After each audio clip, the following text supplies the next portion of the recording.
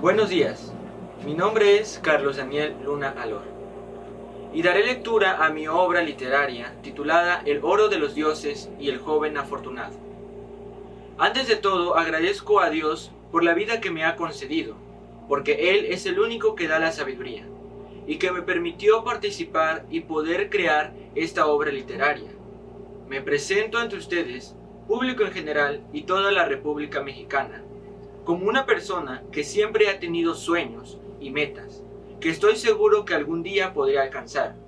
Cuando escribí esta obra, me inspiré en la forma de vida que tengo, porque me gusta ser una persona activista, que siempre tenga algo que realizar para el beneficio de la sociedad, buscando la paz y armonía entre las personas, no tan solo de México, sino para todo el mundo, siempre poniendo en primer lugar el cuidado y la protección del lugar donde vivimos, el planeta Tierra, cuidando su naturaleza, la fauna, los mares y ríos, porque solo tenemos un solo hogar.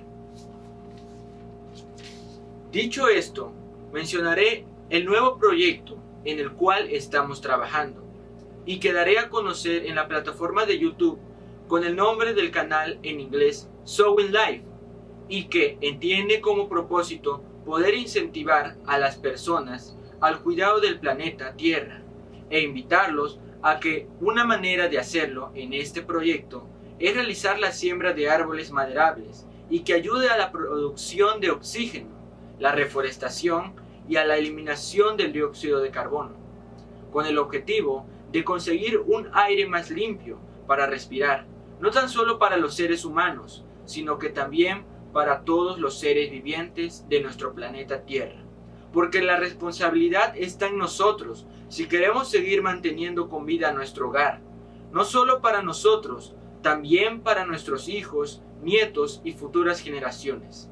Así que los invito a que todos ustedes nos apoyen en este proyecto y que nos sigan en nuestras redes sociales, donde mostraremos la siembra de un árbol cada día hasta alcanzar nuestro objetivo de plantar 15,000 árboles, y mencionando que podemos llegar a sembrar muchos más si nos lo proponemos y tomamos cartas en el asunto para poder reducir la contaminación ambiental.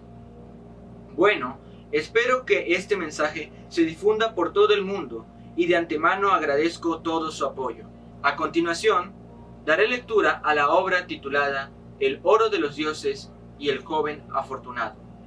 En el principio de la humanidad, cuando los antiguos dioses empezaban a debatir y dar opiniones de cómo deberían de crear la existencia de seres vivientes, para que juntos, en un equilibrio y armonía perfecta, habitaran sobre la tierra, que estaba esperando para que la trabajasen y que ella brindara el amor, la paz y el hogar, para lo que había sido creada, a la entidad de criaturas quienes en ella iban a morar.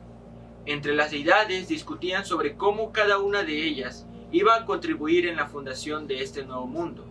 Todos aportaron una función, cada uno en su don correspondiente: el sol, la lluvia, el amor, la abundancia. Solo eran una de las muchas dádivas que se le habían concedido a esta nueva hermandad. Era tal vez la creación con la más grande variedad de dotes que jamás existió. Todos los dioses habían quedado satisfechos de la perfecta armonía que hicieron y el reflejo de cada uno de ellos en el universo. Pero ahora tenían que destinar quiénes iban a regir esta sociedad, cuya responsabilidad era administrar todas las regalías, y a los demás seres vivos, puestos como reyes terrenales, semejantes a las divinidades quienes los habían creado, capaces de velar por esta armonía. El único aspirante a este destino era el hombre. Todos estuvieron de acuerdo que asumiera este poder, pero aún así debían estar bajo el régimen de las deidades y la continua intervención en las decisiones que ellos tomaran. Cada uno de los supremos debían dirigirse a los hombres y tomar cartas en el asunto de las acciones que pudieran alterar su destino potencialmente. Y así fue desde el inicio de los tiempos, mientras esta nueva civilización se desarrollaba. Fueron guiados implícitamente por sus creadores, tomando ellos formas físicas cuando fuese necesario, para relacionarse con los humanos. Los hombres, sin darse cuenta, eran aconsejados por las deidades, Uno de estos era Xipe-Totec, quien era el señor de la abundancia y las riquezas, entre otras cualidades, quien se presentaba cada cierto tiempo al ser humano y a hombres específicos, para brindarles su ayuda y para que éste sea medio de prosperidad para otros hombres. Ha tenido encuentros con aquellas personas del pasado que recordamos nosotros como personas que llegaron a tener riquezas incontables. Cuenta la leyenda que aún se le sigue presentando a los hombres cuando él lo desee. Eso es lo que me contaba mi padre, mis queridos nietos, dijo el abuelo Alejandro. Él me contó alguna vez que a su bisabuelo, en una ocasión, tuvo un encuentro con un sujeto que le dijo cuál era la clave de tener una fortuna. Él aseguró que era Xipe-Totec, pero nunca les mencionó su secreto. Lo que sí podemos asegurar que lo que haya sido, lo hizo, y sus bienes fueron inimaginables, y que hasta el día de hoy todavía podemos disfrutar de una de las pequeñas partes que restan de su herencia. Esta fue de generación en generación, repartiéndose en partes cada vez más reducidas. Este lugar donde nos encontramos es uno de esos legados. Yo fui quien lo recibí, dijo Alejandro, pero ahora se lo tendré que dejar a su padre, Antonio, quien en este momento ni siquiera sabemos dónde se encuentra, y que pareciera que no le interesara nada, tal vez ni él mismo, embriagándose y derrochando todo su dinero en el alcohol, las apuestas y las mujeres. Tranquilo, abuelo, no os preocupéis, algún día cambiará, le dijo su nieto, el mayor, Javier, mientras que a sus espaldas del abuelo se reía de él y les decía a sus hermanos que las historias que contaba eran solo cuentos de ancianos, pero también en el corazón de Javier y en sus pensamientos solo estaba esperando el momento de poder ser quien se quedara por ser el mayor con toda la herencia. Por otra parte, los demás nietos, y especialmente el menor, Mateo, escuchaba con atención todas estas historias que les contaba el abuelo, y que con su inocente corazón aseguraba que eran reales, con la esperanza de poder vivir sus propias aventuras y también compartir sus memorias.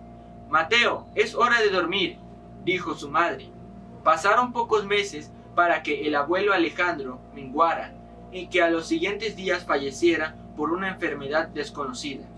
Su familia se entristeció, aunque Mateo, su nieto, aún en su corta edad, lo recordó en su mente como una persona de buen corazón y lleno de virtudes. Pero su hijo Antonio, quien se quedó con el rancho y el ganado, se deprimió en gran manera, vendiendo la gran mayoría de los animales para gastarlo en sus vicios y adicciones, llevando a su familia a la pobreza, teniendo que trabajar todos sus hijos y su esposa María, para poder alimentarse cada día. Antonio ya ni siquiera llegaba a su casa, se quedaba tirado entre las cantinas del pueblo o donde encontrara posada. Viendo esto, el hijo mayor tuvo un gran odio hacia él. Javier planeaba acabar con la vida de su propio padre. Un día Antonio, cuando estaba siendo consumido por el alcohol, decidió que sería mejor que él se muriera. Así que esa misma tarde terminó con todo el dinero que tenía en sus manos, gastándolo en varias botellas de pulque y mezcal, planeando perder la conciencia y esperar en la tierra entre la maleza del campo que algún animal venenoso o fiera de la montaña lo encontrara y le quitara la vida. Él lo decidió y se dejó caer enfrente de unos cultivos de maíz. Al atardecer, esperando su muerte, cuando estaba a punto de ocultarse el sol y que una manada de coyotes lo estaban acechando para atacar, en ese momento, en el último rayo de luz, se escuchó un estruendo tan fuerte que las fieras huyeron y que provocó que la tierra temblara. En aquel lugar, en medio del atardecer, entre la milpa del maizal, emergió una luz tan brillante de una combinación de colores semejante al fuego rojizo, que fue cambiando a un dorado, que era tan resplandeciente que aunque cerrara los ojos lo podía seguir viendo.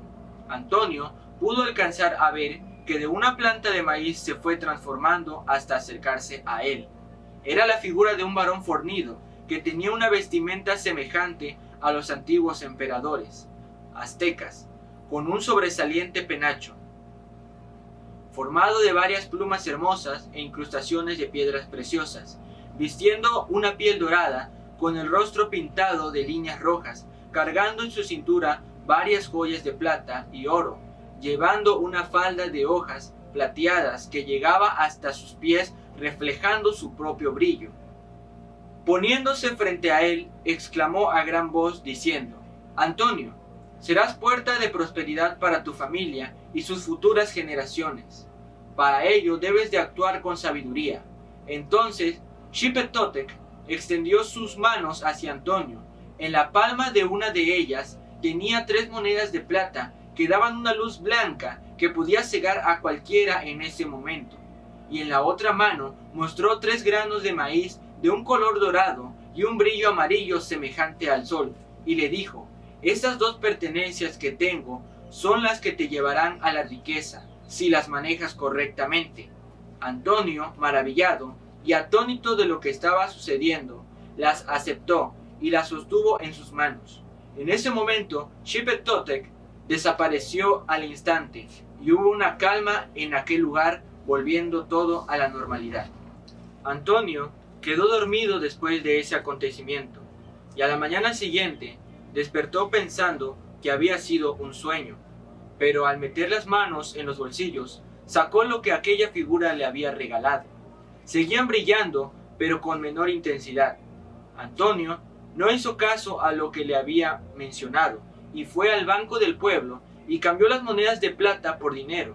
También quiso cambiar los 3 granos de maíz dorado, pero quedó sorprendido al escuchar que el banquero le dijo que solo eran semillas normales, así que las guardó de nuevo, y se dirigió a las tabernas del pueblo otra vez, y se gastó el dinero en más licores. Después de 3 días, regresó a su casa contando la historia que le había pasado a todos sus hijos, pero ellos no le creían, aunque el hijo menor recordó las historias de su abuelo, y acercándose a su padre le preguntó si podría quedarse con las semillas de maíz que tenía. Su padre se las dio, y siguió dando molestias a su familia por su embriaguez. Mateo, a la mañana siguiente, salió de madrugada y llevó a sembrar las 3 semillas de maíz cerca de sus siembras. Al instante que las cubrió con tierra, emergió una luz muy intensa de color dorado. En ese instante se asombró y dijo: verdaderamente lo que le haya pasado a mi padre fue real. Siguiendo con las labores diarias del campo, todos trabajaban para obtener el pan de cada día, y todas las mañanas Mateo iba donde lo había sembrado. Le daba agua y fertilizante. Mientras tanto, Javier, el hijo mayor, con el odio en su corazón, pensó en envenenar a su padre en uno de sus licores. Pero un día, antes de efectuarlo, se enteró que Mateo había sembrado las semillas doradas y que era una de las plantas más hermosas del sembradío. Recordando la historia de su padre, Javier, tuvo una sed de ambición y en la noche quiso arrancar la planta de maíz, pero una de sus hojas se transformó en una serpiente y lo hirió en la cara. En ese momento murió, pero nadie se enteró de lo que le había sucedido. Solo encontraron su cuerpo enfrente de la milpa del maíz. Mateo esperó hasta que la planta dio sus primeros frutos. No cortó el elote, aguardó hasta que fuese maíz, y abriendo las cáscaras, observó que eran las mazorcas más grandes que había visto en toda su vida. El color era de un amarillo radiante, hermoso a la vista de sus ojos. Decidió no comer el maíz, por lo que, desgranando, volvió a sembrar con estas semillas cada vez más y más milpas de maíz, y así fue haciendo con cada cosecha. Pasaron los años hasta que llegó el momento de que Mateo, un joven adulto, se dio cuenta de que era el dueño del cultivo de maíz más grande y hermoso de aquel pueblo.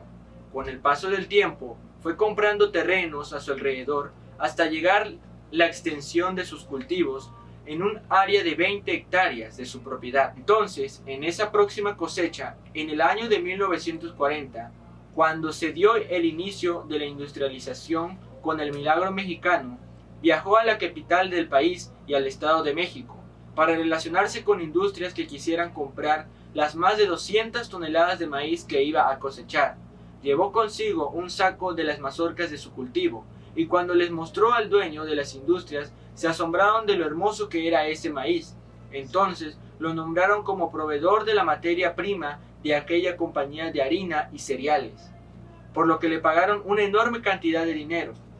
Y así, poco a poco, fue prosperando, cada vez más en gran manera.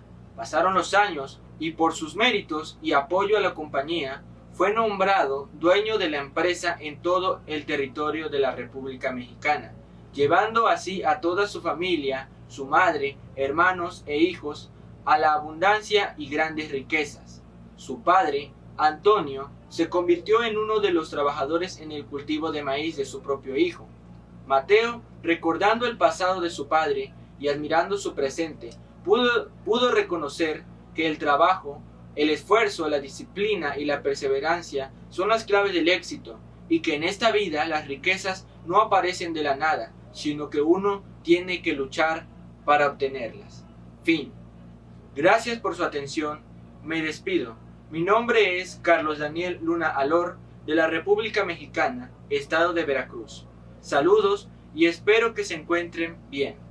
Adiós.